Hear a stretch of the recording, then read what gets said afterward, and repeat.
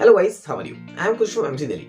मैं इस वीडियो के अंदर आपको बताऊंगा कि आपको अपनी रिवीजन स्टार्ट करने से पहले कौन सी चीजें और कौन सी प्लानिंग्स आपको करके ऑलरेडी रख लेनी चाहिए। ठीक है, मतलब कई सारी ऐसी चीजें होती हैं जब हम अपनी रिवीजन कर रहे होते हैं तो उस टाइम हम टैकल करते हैं प्रॉब्लम्स को।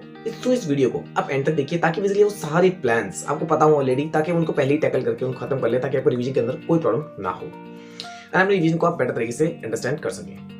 सेकंड, आपको इस वीडियो को लाइक करना है अगर बेसिकली आपको वीडियो अच्छी लगती है। मैं आपको सारी जो मैं टिप्स बताऊंगा और जो आपको सारे प्लान्स बताऊंगा अगर वो आपको बेनिफिशियल लगते हैं तो। And also subscribe this channel ताकि बेसिकली मुझे भी कुछ मोटिवेशन मिल सके आगे वीडियो क्रिएट करने के लिए। So let's start. सबसे पहली बात आती है आपको बेसिकली पेपर स्ट्रक्चर। आपको बेसिकली पेपर के स्ट्रक्चर के बारे में पता होना चाहिए। आप अगर नीट का पेपर दे रहे हो तो पता होना चाहिए बेसिकली इसके अंदर 180 क्वेश्चन आते हैं, 45 फिजिक्स के, 45 नीट के और 45 केमिस्ट्री के, 45 केमिस्ट्री के और 90 बायोलॉजी के। मतलब अराउंड आपको ये पता होना चाहिए कि पेपर का स्ट्रक्चर कैसा है, पेपर के अंदर क्वेश्चन किस तरह से आते हैं, पेपर में असरसीजन आते हैं या नहीं आते हैं। ठीक है, तो इस तरह से आपको सारी चीजें पता होनी चाहिए। सेकंड, आपको ये पता होना चाहिए आपका सिलेबस क्या एक्जैक्टली, कि मतलब आपके क्या क्या चैप्टर आ रहे हैं और कौन चैप्टर ईजी है, कौन चैप्टर डिफिकल्ट है, और सबसे इंपॉर्टेंट बात कौन चैप्टर इंपॉर्टेंट है, कौन चैप्टर आपको बेसिकली किस तरह से इंपॉर्टेंस देते हैं, आपको कौन से डिफिकल्ट लगते हैं। सर आपको कंप्लीट नॉलेज होनी चाहिए और रिवीजन स्टार्ट करने से पहले चीजों को मेजर बना लो, बिकॉज इट्स वेरी इंपॉर्टेंट कि बेसिकली आपको सारी चीजें पता होंगे तब मुझे अच्छे से रिवाइज कर पाओगे और टाइम टू टाइम रिवाइज करते रहोगे, ताकि बेसिकली वो ज्यादा स्ट्रॉन्ग हो जाएंगे। बाद में कोई दिक्कत नहीं होगी कि बीच चैप्टर तो रह ही गया।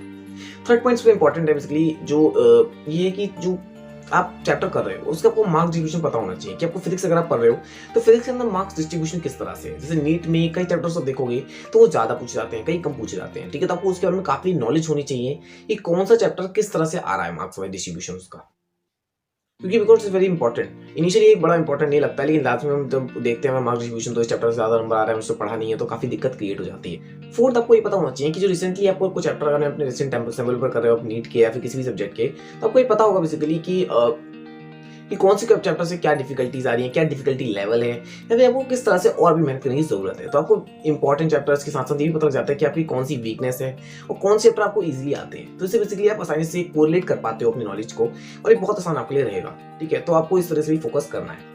फिफ्थ पॉइंट आपको याद रखना है बेसिकली कि अभी तक आपने जहां तक प्रोग्रेस किया हुआ है, आपको जो अपने 11th का कितना सिलेबस करा हुआ है, 12th का कंप्लीट कितना सिलेबस करा हुआ है, 11th का सारा सिलेबस किया हुआ है नहीं, 12th का कितना करा हुआ है, 12th का पूरा किया है या नहीं। ठीक है, और आपको कौन से चैप्टर डिफिकल्ट लगते हैं, कौन से इजी लगते हैं, काफी कंप्लीट नॉलेज होनी चाहिए, because it's very important.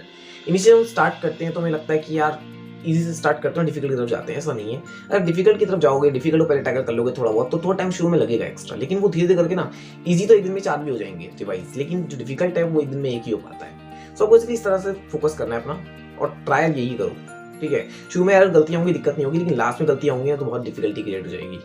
Six point basically कि आपको ये पता होना चाहिए कि टाइम टेबल क्रिएट कर रहे हो, क्या वो आप उसे बेनिफिशियल यूज कर पाओगे। रिवीजन के लिए टाइम टेबल अगर आपको चाहिए सही में, कि आपको पता हो कि रिवीजन के लिए आपको कैसे शेड्यूल बनाना है अपना, किस तरह से आपको कोरिलेट करना है सब्जेक्ट को, सब्जेक्ट वाइज स्ट्रेटेजी चाहिए, तो आप इसे डिस्क्रिप्शन बॉक्स में देखिए, मैंने एक वीडियो क्रिएट की हुई है इसको ऑलरेडी, जहां बेसिकली अपने सब्जेक्ट वाइज स्ट्रेटेजी देख सकते हो बेसिकली। प्लस बेसिकली मैंने एक और वीडियो क्रिएट की जिसके अंदर मैंने ये बताया है कि आपको 11th करनी चाहिए पहले, 12th करनी चाहिए, आप 11th 12th को कैसे कोरिलेट कर सकते हो आपस में।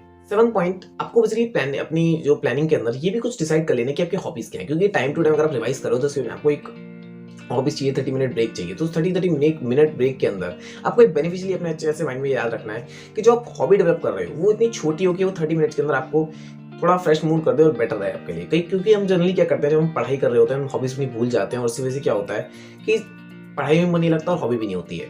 तो इनिशियली अपने माइंड में रखिए कि कुछ हॉबीज भी क्रिएट करिए ताकि बेसिकली आप उस 30 मिनट्स के ब्रेक के अंदर उस चीज को भी कोरिलेट आपस में कर पाएं। It's very really beneficial for me और मैंने ट्राई भी की इस चीजें। 8 पॉइंट की बेसिकली आप ज्यादा पढ़ो तो आप ऐसा शेड्यूल टाइम टेबल बनाओ इनिशियली कि बेसिकली वो उसमें मिक्स सब्जेक्ट के अंदर बात की गई हो, बिकॉज अगर आप एक सब्जेक्ट के पीछे ज्यादा पीछे पड़ जाते हो तो बेसिकली जो आपको बाकी सारे सब्जेक्ट हैं वो बिगड़ जाएंगे आपस में। और it's very important for you कि बेसिकली अगर आप एक सब्जेक्ट को पढ़ते हो, जैसे एक हफ्ते आपने एक सब्जेक्ट पढ़ लिया, फिजिक्स पढ़ लिया एक हफ्ते, तो उसके बाद क्या होगा, दूसरे हफ्ते तक केमिस्ट्री अगर आप जब जाओगे तो फिजिक्स के अंदर काफी कंफ्यूजन आनी शुरू हो जाएगी। जो आपको मिक्स सब्जेक्ट रखना है कि आप एक हफ्ते के अंदर मिक्स सब्जेक्ट कर रहे हो। 9 पॉइंट कि बेसिकली आपको ये बात माइंड में अच्छे से रखना है कि जो बुक्स हैं और आपको जो बुक्स रिक्वायर्ड होंगी, जो रिवीजन के लिए आपको बुक्स चाहिए, मैंने इसमें सेपरेट वीडियो क्रिएट किया हुआ है, डिस्क्रिप्शन बॉक्स में देख सकते हो। मैंने फिजिक्स, केमिस्ट्री और बायोलॉजी के लिए रिवीजन बुक्स लिख रखी हैं। अगर आप बेसिकली उन रिवीजन बुक्स को पता कर लोगे रिवीजन बुक्स कौन सी हैं, तो उन्हें ऑलरेडी बॉट कर लो पहले से ही, और ये बहुत ही ज्यादा इंपॉर्टेंट रहेगा आपके लिए कि आप आसानी से प्रिपरेशन स्टार्ट कर सकते हो। तो आपको क्या करना है, आपको ऑलरेडी सारी बुक्स मंगा के रख लेनी है ताकि बाद में आपको टाइम वेस्ट ना करना पड़े। ज्यादा टाइम वेस्ट ना करना कि बुक्स को ढूंढने में 15-20 दिन लगा दो, ऑर्डर करो या दुकान से लियो, ज्यादा दुकान से लिया वो ज्यादा आपको सस्ते में दे देते हैं ऑनलाइन। और 10 सबसे इंपॉर्टेंट बात, अपने पूरे दिन के अंदर आप शुरू में ट्राई करो और ये फाइंड करने की कोशिश करो कि आपके प्रोडक्टिव आवर्स कौन से हैं। प्रोडक्टिव आवर्स बहुत ज़्यादा इंपॉर्टेंट होते हैं बेसिकली, क्योंकि जनरली आप जैसे आप कई लोग होते हैं सुबह उठते हैं तो उनको बेसिकली काफ़ी अच्छा लगता है पढ़ने में, और वो साइंस उस टाइम पे वो साइंस से बहुत ज़्यादा डिफिकल्ट टॉपिक को भी साइंस से समझ लेते हैं। बट कई बार क्या होता है, कई पर्सन को रात को पढ़ने की आदत होती है, तो रात को डिफिकल्ट टॉपिक्स को टैकल करते हैं, ठीक है। तो सबसे अपने प्रोडक्टिव आवर्स पता करो कि कौन से आपके आवर्स ऐसे हैं जो प्रोडक्टिव है। उसमें सीरियसली आप कुछ ना करके सिर्फ पढ़ाई पे ध्यान दो, और हो सके तो 4 से 5 घंटे लगातार पढ़ाई पे ध्यान दो। जनरली ऐसा होता नहीं है, हम कॉन्सेंट्रेट नहीं कर पाते आधे घंटे से ज़्यादा, तो सिंपल सी बात है, आप बीच में ब्रेक ले सकते हो, लेकिन अगर हो सके तो आप 4 से 5 घंटे लगातार पढ़ने की कोशिश करो। और ये आपको काफ़ी ज़्यादा शुरू में दिक्कत होगी, लेकिन धीरे धीरे भाई एक रूटीन बन जाएगा और आपको साइंस समझ में आने लगेगा।